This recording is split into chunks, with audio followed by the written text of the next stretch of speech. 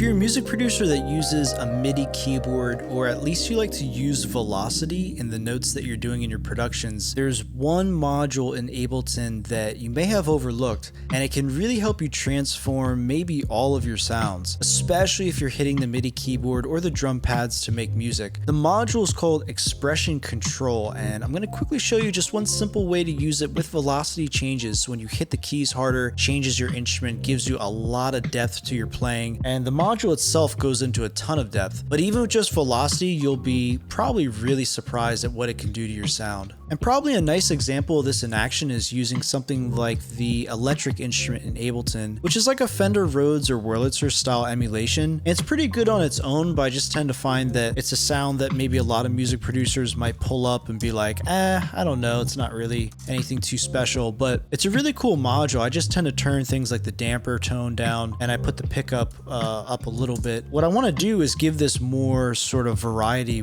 depending on how I play. And you'll notice all these really cool modules that they give you, but they're static.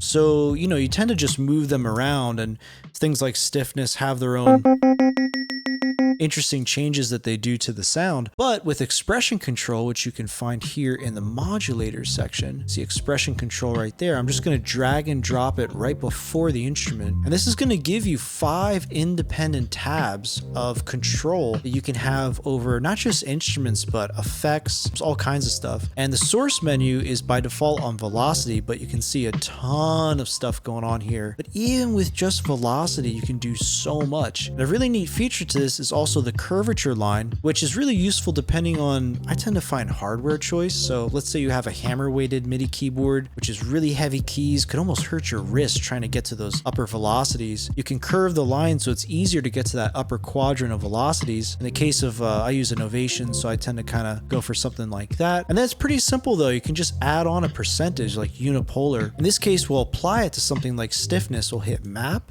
then hit stiffness. What I tend to do is turn the stiffness all the way down, maybe make this percentage value a little bit bigger, like 70%. And now when I hit the keys, that's going to change depending on how hard I hit the keys. It's really useful that way. And we basically just do the same thing. So we'll set this back to velocity on the second tab, apply this to noise, bring it down, maybe change this value a little bit. Maybe on this third tab, I'll go with tagging this onto symmetry, which is cool. I might make this bipolar though, because it's a directional value, maybe a little bit lower value too, like 15%. We can also juice the pickup on the instrument itself. So I'll map this to the pickup input. So when I hit the keys harder, maybe a little bit lower value though. If I hit the keys harder, it's going to go hotter into the pickup. And then to manage for any increase in volume I might have, I can go the opposite value, so negative 25% velocity based on the pickup output. So now we have things tagged. We've got the stiffness, the noise, the damper or the pickup symmetry, and the pickup value too. So all those things are changing on how hard I hit the keys. And one other cool little tip that you want to try is the rise and fall menu over here. And I'm just going to add just a uniform value, like 60 milliseconds, which is going to, what I tend to find, it gives like a smoother transition. And after you've done these steps, you've basically added on a much more like realistic dimension to that electric keyboard sound. So look down here, you can see these things are moving around. And there's tremendous variety in the sound.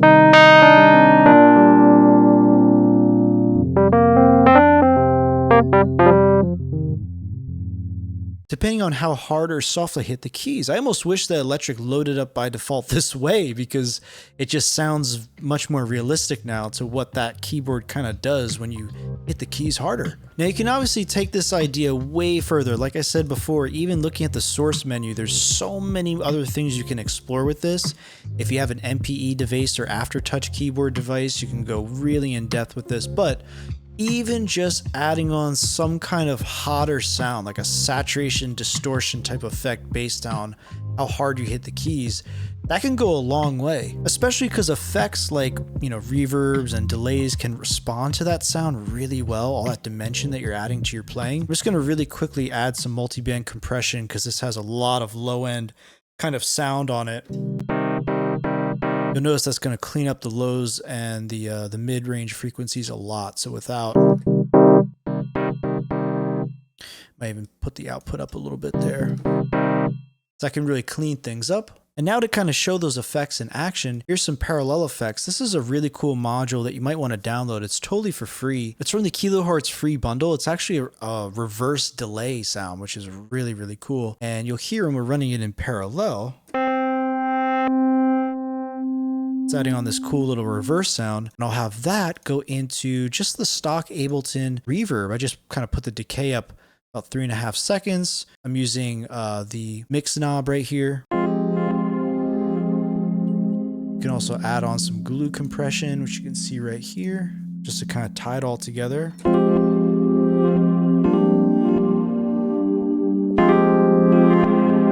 Turn off my mic so you don't hear my keys clatter.